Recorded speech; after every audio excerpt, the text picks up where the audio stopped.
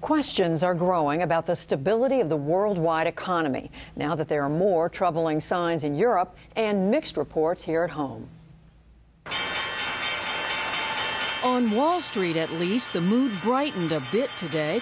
The Dow Jones Industrial Average gained 65 points to close at 13,029, although the Nasdaq fell 7 points to close at 3,000. Traders pinned their hopes to strong earnings reports from General Electric, McDonald's, and Microsoft.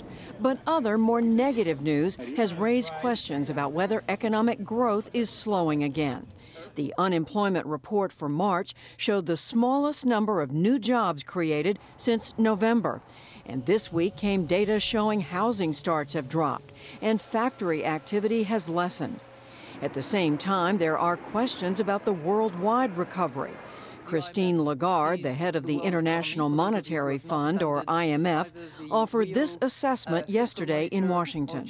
We are seeing a light recovery blowing in a spring wind, but we're also seeing some very dark clouds on the horizon. Lagarde said those dark clouds include high unemployment, slow growth, and higher gas prices.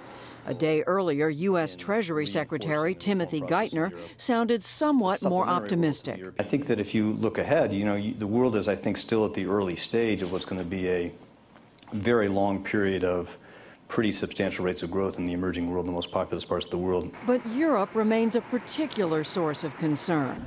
The debt crisis weighing on Spain, Italy, and Greece still has the capacity to set back the U.S. recovery. Today, ahead of weekend meetings in Washington, the IMF announced the 20 leading industrial and emerging nations have pledged $430 billion to help deal with Europe's problems. Meanwhile, nagging questions about where the U.S. economy is headed are clearly affecting the 2012 presidential race. New polls this week indicate the contest has tightened, with economic worries giving Republican Mitt Romney an opening against President Obama. He points out he did not cause the recession, but he did make it worse. And he says, well, look, things are getting better, and I sure hope they're getting better. Gosh, I hope they're getting better. But that's not because of him. That's in spite of him. For his part, the president has charged that Republican calls for deregulation and tax cuts will help the wealthy and no one else. In this country, prosperity does not trickle down, and that's why I'm always confused when we keep having the same argument with folks who don't seem to remember how America was built.